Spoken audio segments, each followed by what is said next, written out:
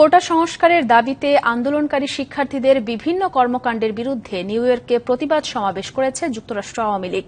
New York থেকে কানু দত্ত জানান, স্থানীয় সময় রবিবার রাতে জ্যাকসন হাইটসের ডাইভার্সিটি প্লাজায় সমাবেশে বক্তারা বলেন, যারা মুক্তিযুদ্ধের চেতনায় বিশ্বাস করে তারা কখনোই রাজাকারদের সমর্থন করতে পারে না।